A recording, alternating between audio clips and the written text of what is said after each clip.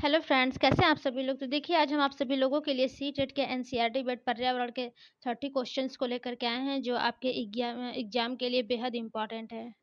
Okay friends, तो देखिए, आज हम जो भी आप लोग को क्वेश्चन कराएंगे वो आपके प्रीवियस ईयर क्वेश्चन पेपर में आए हुए सारे के सारे क्वेश्चन हैं।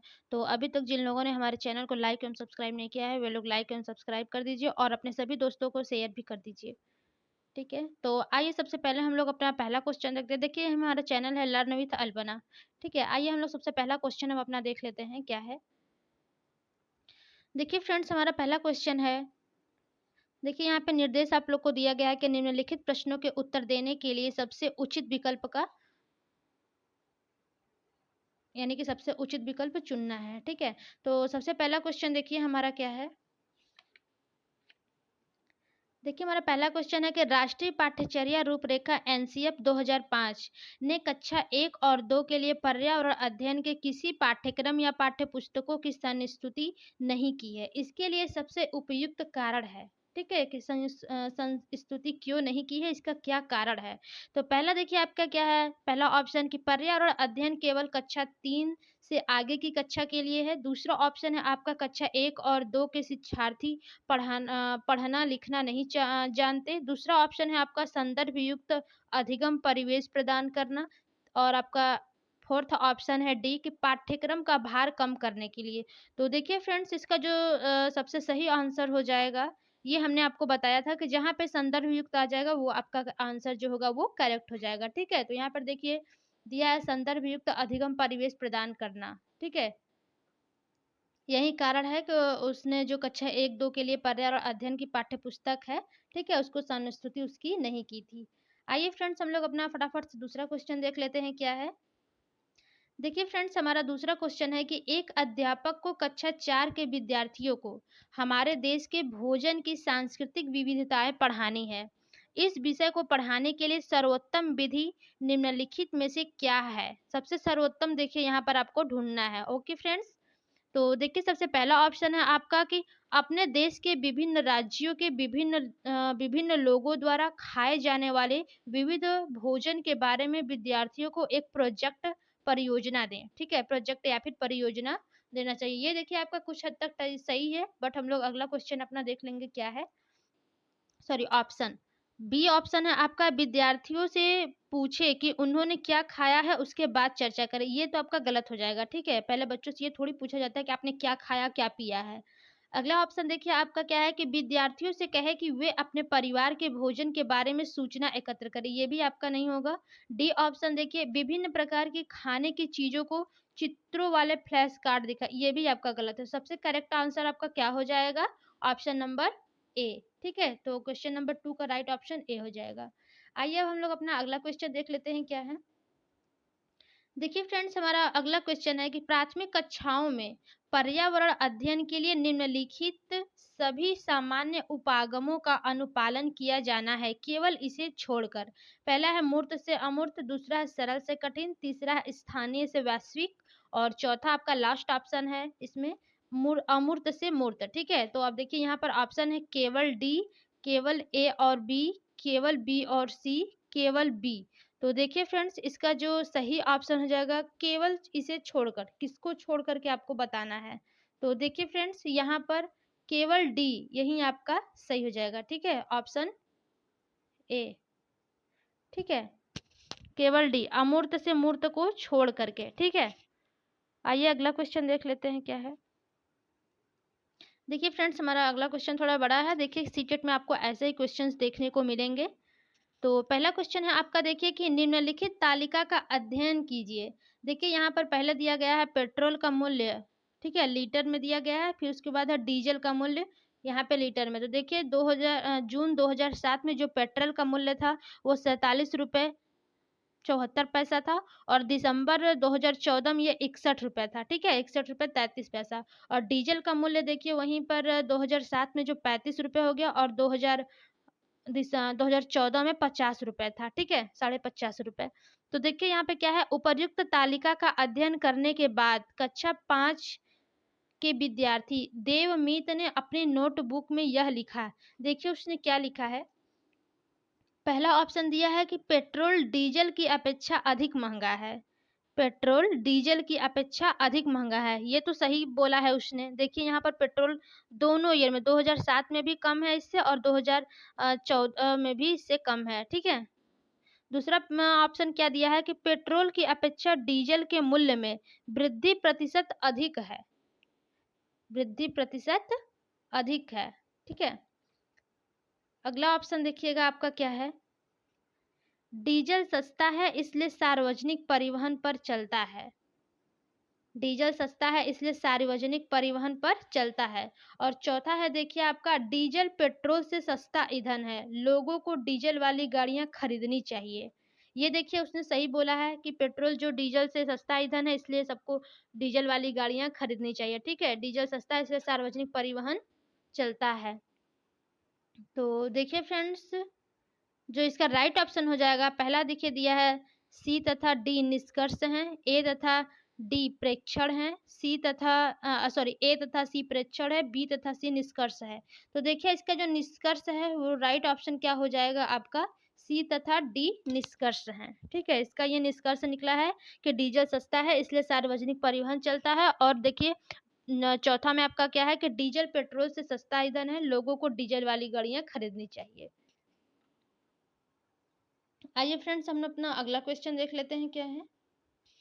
देखिए अगला क्वेश्चन है हमारा कि कक्षा 5 की अध्यापिका माहिका चाहती है कि विद्यार्थी आसपास के पौधों का अवलोकन करे, अधिगम सीखने के लिए उसे बच्चों को क्या करने के लिए प्रोत्साहित करना चाहिए।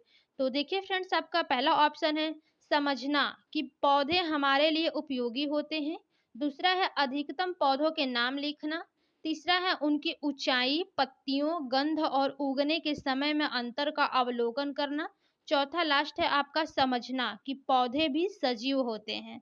तो देखिए फ्रेंड्स, जो कक्षा 5 की अध्यापिका माहिका है वो चाहती है कि जो विद्यार्थी के आसपास के पौधों के अवलोकन जो है वो करे, ठीक है। उसके लिए बच्चों को क्या करने के लिए प्रोत्साहित करना चाहिए। देखिए फ्रेंड्स, तो इसका जो आपका राइट ऑप्शन हो जाएगा वो हो जाएगा उनकी ऊंचाई, पत्तियों, गंध और उगने के समय में अंतर का अवलोकन करना, ठीक है। वो इसके लिए उन्हें प्रोत्साहित करती हैं।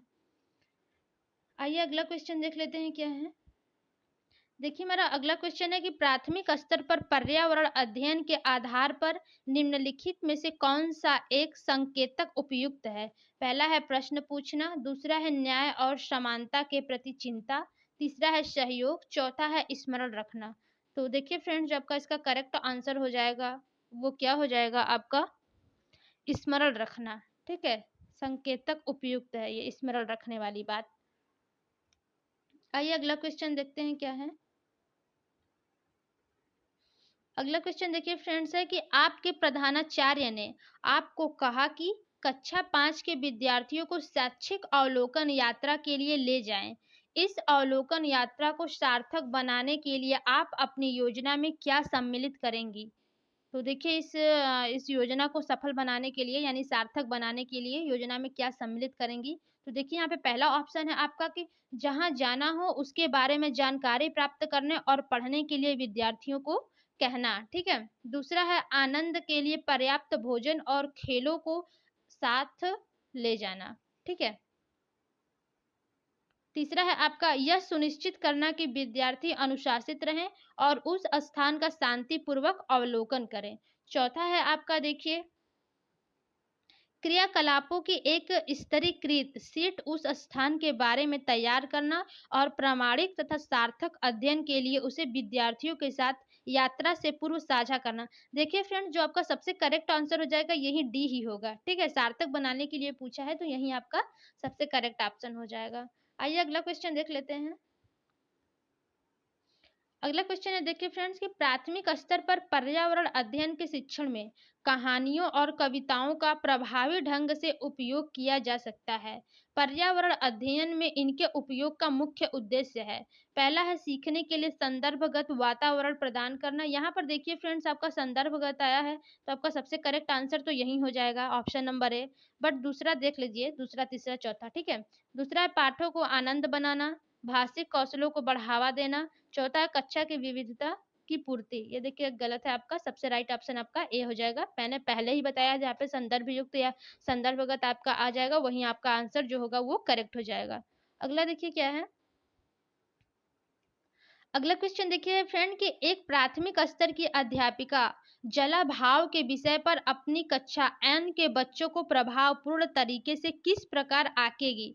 पहला है उपयुक्त विषय पर एक लिखित परीक्षा का आयोजन करके। दूसरा है यह पता करके कि उन्होंने अपने दैनिक जीवन में जल की बचत कैसे प्रारंभ की है। तीसरा है आपका जल संरक्षण में पोस्टर बनाने की गतिविधि का आयोजन करके। चौथा है आपका कि बच्चों को जल संरक्षण पर नारे लिखने के लिए कहकर। तो देखिए फ्रेंड जो एक प्राथमिक स्तर की अध्यापिका है वह जलाभाव के विषय पर जो उसकी कक्षा के बच्चे हैं, ठीक है, उसको प्रभावपूर्ण तरीके से किस प्रकार आंकेगी। तो यहाँ पर देखिए आपका जो सबसे करेक्ट आंसर हो जाएगा वो आपका क्या हो जाएगा, जल संरक्षण में पोस्टर बनाने की गतिविधि का आयोजन करके। ये तो आपका नहीं होगा। बच्चों को जल नारे लिखने के लिए भी ये नहीं होगा आपका। यह पता करके कि उन्होंने अपने दैनिक जीवन में जल की बचत कैसे प्रारंभ की है, ये देखिए आपका सबसे करेक्ट आंसर हो जाएगा। ठीक है, तो ऑप्शन 2 आपका इज द राइट। आइए अगला क्वेश्चन देखते हैं फ्रेंड्स क्या है। देखिए फ्रेंड्स हमारा अगला क्वेश्चन है कि प्राथमिक स्तर पर मानचित्रांकन, ठीक है, प्राथमिक स्तर पर मानचित्रांकन सिखाने से शिक्षार्थियों में निम्नलिखित में से किस कौशल को बढ़ावा मिलता है। देखिए चित्रांकन से मतलब मानचित्र हो गया, ठीक है, उससे संबंधित है यहाँ पर। तो आइए इसका ऑप्शन देख लेते हैं हम लोग क्या क्या है। पहला है देखिए गणनाएं और अनुमान माप के अनुसार चित्रण करना। तीसरा है सापेक्ष स्थिति और दिशा बोध की जानकारी। चौथा आपका साफ सुथरा रेखांकन। तो देखिए फ्रेंड्स इसका जो राइट ऑप्शन हो जाएगा मानचित्रांकन के लिए जो आपके सॉरी मानचित्रांकन सिखाने के लिए शिक्षार्थियों में कौशल को जो बढ़ावा देना है वो किसका हो जाएगा, यहाँ पर आपका सापेक्ष स्थिति और दिशा बोध की जानकारी होना आवश्यक होता है इसमें, ठीक है। आपका राइट ऑप्शन क्या हो जाएगा क्वेश्चन नंबर 10 का सी।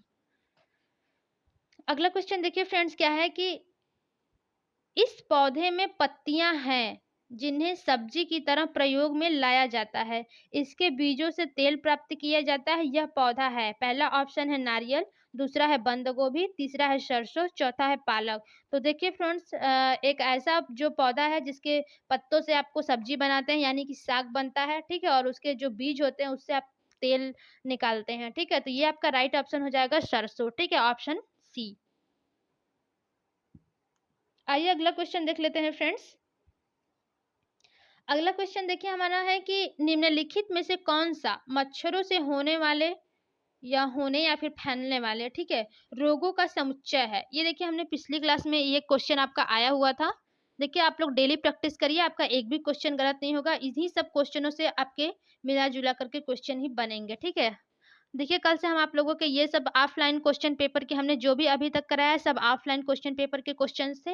कल से हम जो कराएंगे वो हमारे ऑनलाइन क्वेश्चन पेपर के क्वेश्चन होंगे, ठीक है। अभी हम अगली क्लास में आप लोगों से मिलेंगे सीडीपी और हिंदी में, तो वो आज से हम आप लोगों के ऑनलाइन सेट कराएंगे, ठीक है। पहला देखिए आपका मच्छरों से होने वाले जो रोगों का समुच्चय है हैजा डेंगू मलेरिया, ठीक है, हैजा डेंगू मलेरिया। तीसरा है दूसरा है आपका चिकनगुनिया डेंगू मलेरिया। चौथा चिकनगुनिया हैजा मियादी बुखार। चौथा चिकनगुनिया मलेरिया मियादी बुखार। तो देखिए फ्रेंड्स इसका जो राइट ऑप्शन होगा वो होगा चिकनगुनिया डेंगू और मलेरिया। ओके फ्रेंड्स, देखिए अगला क्वेश्चन है आप लोगों का कि किसी राज्य के मानचित्र के एक सिरे पर यह लिखा है स्केल 1 सेमी बराबर 110 मीटर होता है, ठीक है। यदि इस मानचित्र में किन्हीं दो शहरों के बीच की दूरी 9.7 सेमी मापी है तो इन दोनों शहरों के बीच की वास्तविक लगभग क्या होगा, ठीक है। तो पहला ऑप्शन है आपका 2.1 किलोमीटर, इसके बाद है 11 किलोमीटर, 10 किलोमीटर, 1.067 किलोमीटर। तो देखिए फ्रेंड्स इसका जो राइट ऑप्शन आपका हो जाएगा वो आपका क्या हो जाएगा 1.067 किलोमीटर। ओके फ्रेंड्स आइए अगला क्वेश्चन देखते हैं क्या है। देखिए फ्रेंड्स हमारा अगला क्वेश्चन है कि कांसा ब्रांच के बारे में, यानी कि ब्रांच उसी कांसा को ही बोलते हैं। तो देखिए कांसा के बारे में निम्नलिखित कथन का अध्ययन कीजिए। पहला ऑप्शन है यह एल्यूमिनियम आयरन और कॉपर जैसा तत्व है, ओके। और दूसरा ऑप्शन है इसे भट्टी में कॉपर और टीन को पिघलाकर बनाया जाता है। ठीक है। ये देखिए, ये पहला तो आपका गलत ही होगा। दूसरा देखिए, ये जो पिघला कर बनाया जाता है, ये आपका सही है। तीसरा देखिए ऑप्शन क्या है, आदिवासी लोग ब्रांच का उपयोग हजारों वर्षों से कर रहे हैं। डी ऑप्शन है, ब्रांच की बनी वस्तुएं एल्यूमिनियम की बनी वस्तुओं की तुलना में हल्की परंतु अधिक टिकाऊ होती है। ये गलत है। ठीक है, तो आपका राइट ऑप्शन कौन सा हो जाएगा, बी और सी। तो देखिए फ्रेंड्स, किसमें बी और सी है, ऑप्शन ए में। तो आपका राइट ऑप्शन कौन सा हो जाएगा, ए। आइए अगला क्वेश्चन देखते हैं फ्रेंड्स, क्या है। देखिए हमारा अगला क्वेश्चन है कि निम्नलिखित में से कौन सी प्राथमिक स्तर पर पर्यावरण अध्ययन में आकलन के लिए उपकरण और तकनीकें हैं। ठीक है, पहला ऑप्शन है आपका परियोजना कार्य, दूसरा है क्षेत्र भ्रमण, तीसरा है जर्नल लिखना, चौथा है आपका विचार मानचित्रण। ठीक है, यहाँ पर देखिए आपका ऑप्शन में क्या क्या दिया है। तो देखिए सबसे पहले आपका सही सही क्या हो जाएगा। ठीक है, इसमें आकलन के लिए, ठीक है, पर्यावरण अध्ययन में प्राथमिक स्तर पर हमको आकलन करना है। तो देखिए यहाँ पर आपका राइट राइट ऑप्शन क्या है। देखिए परियोजना कार्य करेंगे, उससे हम आकलन बच्चों का देख सकते हैं कैसे होगा। ठीक है, और क्षेत्र भ्रमण भी कराएंगे, लेकिन ये जर्नल लिखना विचार मानचित्रण ये नहीं होगा आपका। तो देखिए ए और बी किस में है, ऑप्शन सी में। तो आपका राइट ऑप्शन कौन सा हो जाएगा, ऑप्शन सी। ओके फ्रेंड्स, आइए अगला क्वेश्चन देखते हैं हम आपका। देखिए हमारा अगला क्वेश्चन है कि प्राथमिक कक्षाओं के विद्यार्थियों को मानचित्र शिक्षण के लिए निम्नलिखित में से कौन सी युक्ति सर्वाधिक उपयुक्त प्रतीत होती है। तो देखिए फ्रेंड्स, हमारा यहाँ पर पहला क्वेश्चन का सॉरी सिक्स जो 16 क्वेश्चन है आपका, उसका पहला ऑप्शन है शिक्षार्थियों को निर्देश देना कि वे घर से बाहर का मानचित्र लेकर आए। ठीक है, और इसके आगे देखिए ये तो आपका नहीं होगा कि बच्चे कहाँ पर जाएंगे घर से बाहर का वो मानचित्र लेकर के आएंगे अपनी क्लास में। ठीक है, दूसरा ऑप्शन है आपका कि शिक्षार्थियों को एटलस दिखाना और विभिन्न स्थानों की स्थिति बताने के लिए कहना। देखिए जो प्राथमिक स्तर के आपके बच्चे हैं वो एटलस के माध्यम से नहीं सीख सकते हैं। ठीक है, ये बड़े क्लास के हायर एजुकेशन के लिए होता है, जो आपका एटलस के बारे में होता है, एटलस से पढ़ाई करना, अध्ययन करना मानचित्र के बारे में। तीसरा देखिए आपका क्या ऑप्शन है कि शिक्षार्थियों की सहायता करना कि वे अपने ही संकेतों का उपयोग करते हुए अपने निकटतम परिवेश का मानचित्र बनाएं तथा वस्तुओं की सापेक्ष स्थिति और दिशा पर ध्यान केंद्रित करें। ये देखिए आपका सही है। ठीक है, ऑप्शन नंबर सी। लेकिन हम लोग आपका चलिए अगला ऑप्शन भी देख लेते हैं कि क्या है। अध्यापक द्वारा श्यामपट्ट पर मानचित्र बनाना तथा शिक्षार्थियों को विभिन्न स्थानों की स्थिति बताने को कहना। ये आपका गलत है, क्योंकि देखिए बच्चे जो प्राथमिक स्तर के होते हैं 1 से 5 तक के बच्चे, उन्हें अभी इतने मानचित्र के बारे में इतना ज्ञान नहीं होता है। ठीक है, तो उनको जो शिक्षक होते हैं उनको अपने शिक्षार्थियों की सहायता करना चाहिए। ठीक है, कि वे अपने संकेतों का उपयोग करते हुए अपने निकटतम परिवेश, जो अपने पास के परिवेश है, उसका मानचित्र बनाएं और वस्तुओं जो वहाँ की वस्तुएं हैं उसकी सापेक्ष स्थिति और दिशा पर ध्यान केंद्रित करें। आइए अगला क्वेश्चन देखते हैं फ्रेंड्स। देखिए फ्रेंड्स, हमारा अगला क्वेश्चन है कि प्राथमिक स्तर पर पर्यावरण अध्ययन पढ़ाने के लिए निम्नलिखित में से कौन सा पहलू सबसे महत्वपूर्ण होना चाहिए। पहला ऑप्शन है आपका, देखिए आकलन में सफलता प्राप्त करना, ये नहीं होगा आपका। ठीक है, यहाँ पे पर्यावरण से बात किया जा रहा है सबसे महत्वपूर्ण, तो देखिए ये उतना महत्वपूर्ण नहीं है। ठीक है, दूसरा है विज्ञान की आधारभूत संकल्पनाओं यानी कि अवधारणाओं को समझना। यहाँ पर देखिए पर्यावरण से संबंधित है तो विज्ञान से संबंधित हमें ऑप्शन नहीं सही होगा। तीसरा ऑप्शन है सीखने वालों को प्रकृति और सामाजिक सांस्कृतिक पर्यावरण से जोड़ना, ये आपका हो सकता है। बट अगला ऑप्शन देख लीजिए क्या है, क्रियाकलाप संचालित करना तथा कौशलों का विकास करना, ये आपका नहीं होगा। देखिए आपका 17 क्वेश्चन का राइट ऑप्शन जो है वो आपका ऑप्शन नंबर सी है। ठीक है, आइए फ्रेंड्स अगला क्वेश्चन देखते हैं क्या है।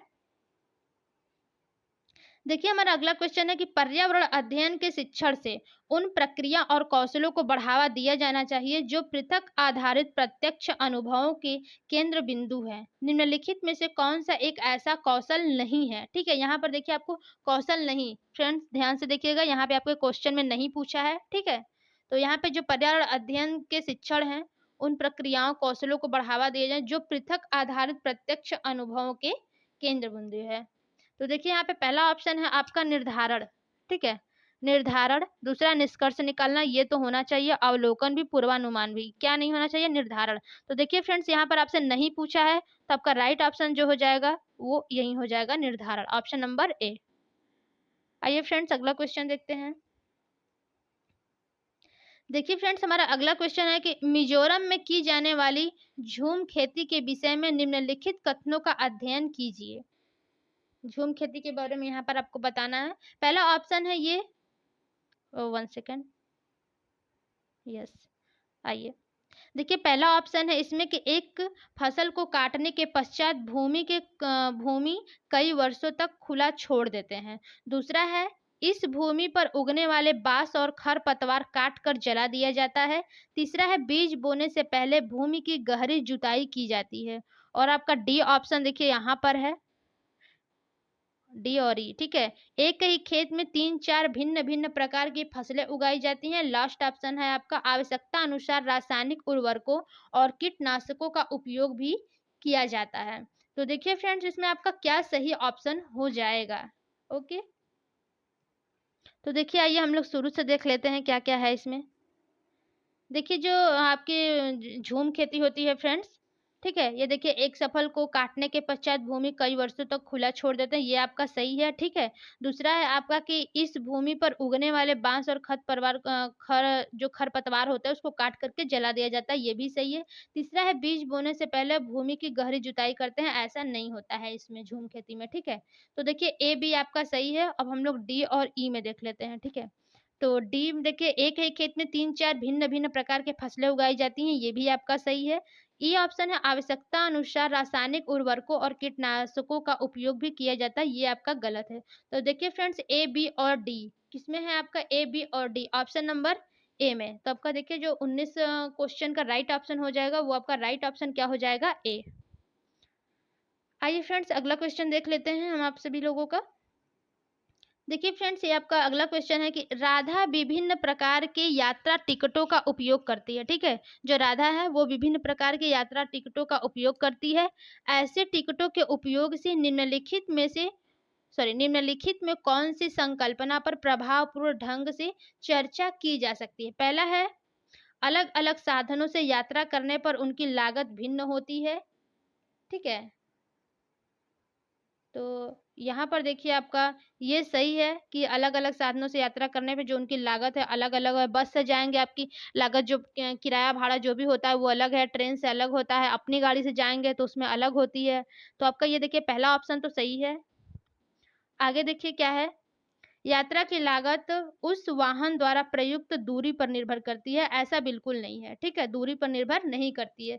तीसरा है, सार्वजनिक परिवहन से एक स्थान से दूसरे स्थान पर जाने के लिए हमें टिकट चाहिए, ये बिल्कुल सही है। तो देखिए फ्रेंड्स, और डी आपका क्या है, आरक्षण प्रक्रिया की समझ, ऐसा कुछ नहीं है आरक्षण प्रक्रिया, क्या आरक्षण है क्या नहीं इसकी कोई वो नहीं होता है, ठीक है? तो देखिए इसका जो राइट ऑप्शन आपका हो जाएगा ए और सी, ठीक है? देखिए किस ऑप्शन में है ए और सी, तो देखिए बी ऑप्शन में है, तो आपका 20 का राइट ऑप्शन क्या हो जाएगा, बी।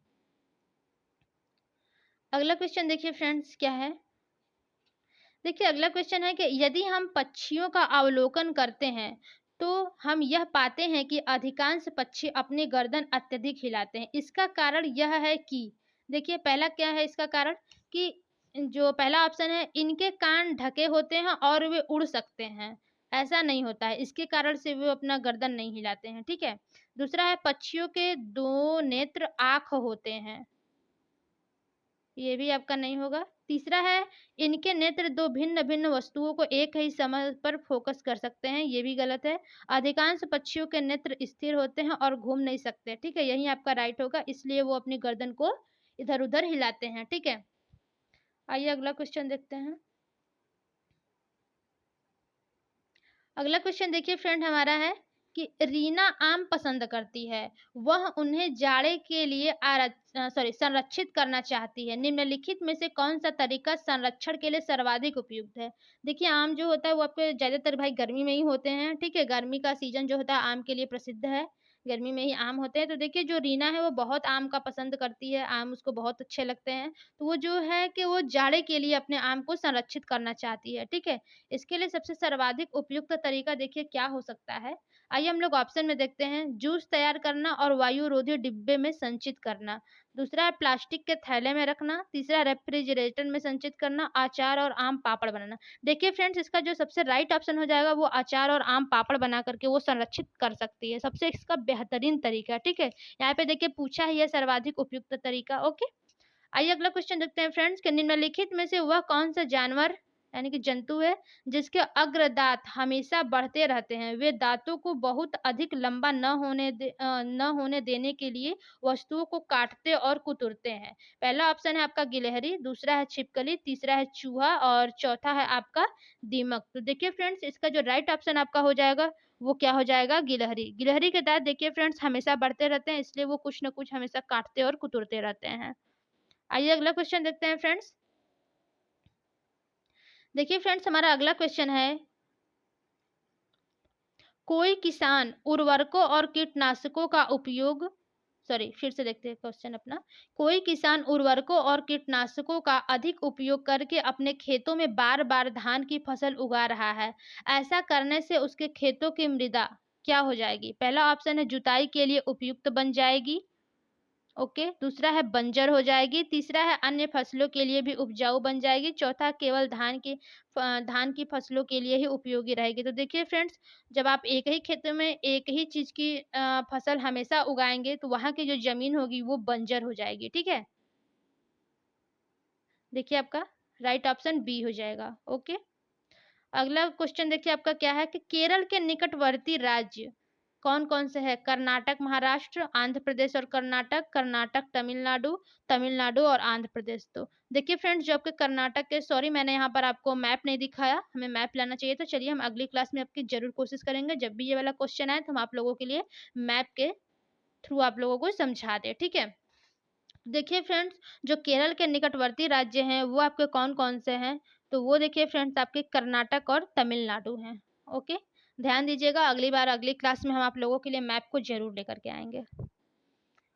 आइए फ्रेंड्स, अगला क्वेश्चन देखते हैं हमारा क्या है। देखिए फ्रेंड्स, हमारा अगला क्वेश्चन है कि निम्नलिखित में से हमारे देश के किस राज्य के अधिकतर लोग नारियल के तेल में पकी हुई समुद्री मछली खाना पसंद करते हैं? गोवा, जम्मू कश्मीर, बिहार, मिजोरम। ठीक है, कहाँ के लोग समुद्री मछली खाना पसंद करते हैं? किसमें? नारियल के तेल में। तो देखिए फ्रेंड्स, 26 का जो आपका राइट ऑप्शन हो जाएगा वो होगा गोवा।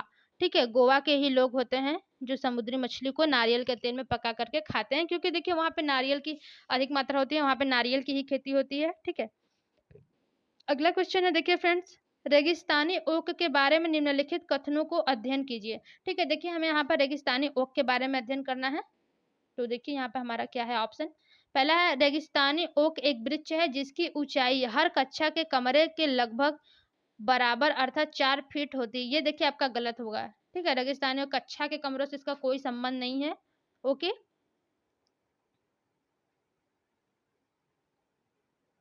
अच्छा नहीं, एक मिनट, ये आपका हम गलत बता रहे हैं। पहले हम चारों ऑप्शन को पढ़ लेते हैं उसके बाद, ठीक है। और दूसरा है इसका ऑप्शन कि इस वृक्ष की जड़ें नीचे वृक्ष की ऊंचाई लगभग 30 गुनी गहराई तक जमीन में लाई जाती है जब तक कि पानी न पहुंच जाए। ये तो आपका बिल्कुल करेक्ट है। तीसरा है आपका कि इस वृक्ष के तने में पानी एकत्रित करता है, ये भी सही है। यह वृक्ष अबू धाबी में पाया जाता है, ये गलत है आपका, अबू धाबी में ये नहीं पाया जाता रेगिस्तानी ओक, ठीक है। तो देखिए पहला क्या था, रेगिस्तानी ओक वृक्ष जिसकी ऊंचाई हर कक्षा के कमरे के लगभग बराबर होती है, अर्थात लगभग 4 मीटर होती है ऊंचाई इसकी, ठीक है, रेगिस्तानी ओक की। तो देखिए फ्रेंड्स, इसका जो आपका सही ऑप्शन हो जाएगा वो ये भी सही है। तो आपका राइट ऑप्शन हो जाएगा ए बी सी, किसमें है? ऑप्शन सी में। आइए अगला क्वेश्चन देखते हैं फ्रेंड्स। अगला क्वेश्चन देखिए फ्रेंड्स कि कोई व्यक्ति 2 जनवरी, ठीक है, 2/1/2015 है, तो 2 जनवरी 2015 को मंडगांव से नगर कोयली के लिए रेलगाड़ी में बैठा, ठीक है। रेलगाड़ी 7:45 पर यानी कि 7:45 मंडगांव से चली और अगले दिन अर्थात 3:01 को 4:45 यानी कि 4:45 पर नगर कोयली पहुंची। यदि इन स्टेशनों के बीच की दूरी 1140 किलोमीटर है तो रेलगाड़ी की औसत चाल थी लगभग कितना? 51 किलोमीटर प्रति घंटा, 59 किलोमीटर प्रति घंटा, 57 किलोमीटर प्रति घंटा और 54 किलोमीटर प्रति घंटा। तो देखिए फ्रेंड्स, इसका जो राइट ऑप्शन आपका हो जाएगा वो क्या हो जाएगा? 54 किलोमीटर प्रति घंटा। आइए फ्रेंड्स, अगला क्वेश्चन देख लेते हैं हम लोग क्या है। देखिए फ्रेंड्स, हमारा अगला क्वेश्चन है कि नई दिल्ली में रहने वाला कोई व्यक्ति पहले भोपाल यानी कि मध्य प्रदेश और फिर रांची झारखंड का भ्रमण करता है। उसकी यात्रा की दिशा होगी पहले पश्चिम दिशा में, फिर दक्षिण दिशा में, फिर पूर्व की दिशा में, दक्षिण दिशा में और फिर पश्चिम में, पूर्व दिशा में और फिर दक्षिण दिशा में। तो देखिए फ्रेंड्स, इसका जो राइट ऑप्शन आपका हो जाएगा वो क्या हो जाएगा? इसमें देखिए फ्रेंड्स क्या पूछा है कि पहले कोई नई दिल्ली में रहता है, ठीक है? उसके बाद वो मध्य प्रदेश में आता है।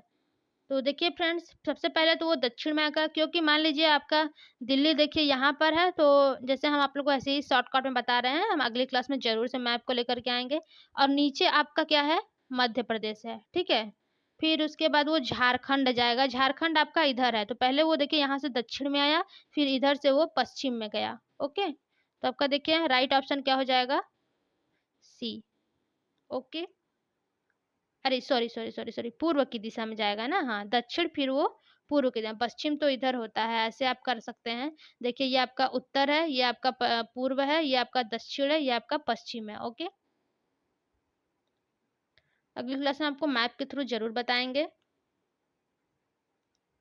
अगला क्वेश्चन है फ्रेंड्स आपका, नीचे दिए गए सभी जानवरों में निम्नलिखित कौन सी विशेषताएं पाई जाती है? छिपकली, गौरैया, कछुआ, सांप। वे जहरीले होते हैं, वे भूमि एवं जल दोनों में रह सकते हैं, उनके शरीर शक्ल से ढके होते हैं, वे अंडे देते हैं। तो देखिए फ्रेंड, जो छिपकली, गौरैया, कछुआ और सांप होते हैं, ठीक है, इन सभी चारों में क्या विशेषता पाई जाती है? कि वे अंडे देते हैं, ठीक है। Option D is the right. तो देखिए फ्रेंड्स, आज के लिए आपका यही 30 क्वेश्चन था। अभी तक जिन लोगों ने हमारे चैनल को लाइक एवं सब्सक्राइब नहीं किया है वो लोग प्लीज कर दें। हमारा चैनल है लर्न विद अल्पना, ठीक है। आप लोग ऐसे ही हमारे चैनल पर कंटिन्यू बने रहिए, हम डेली का डेली आप लोगों के लिए प्रीवियस ईयर क्वेश्चन पेपर को ही सॉल्व कराते रहेंगे। आज देखिए हमने ईवीएस का ये ऑफलाइन पेपर का हमने क्वेश्चन पेपर कराया है, ये आपके 2015 के क्वेश्चन पेपर हैं, ठीक है, 22/2/2015 के। अब देखिए हम आप लोगों से सीडीपी की क्लास में मिलेंगे और फिर हिंदी क्लास में, तो वो आप लोग के ऑनलाइन जो क्वेश्चन हुए हैं पेपर, उससे हम आपको क्वेश्चन कराएंगे। ओके, तो थैंक यू।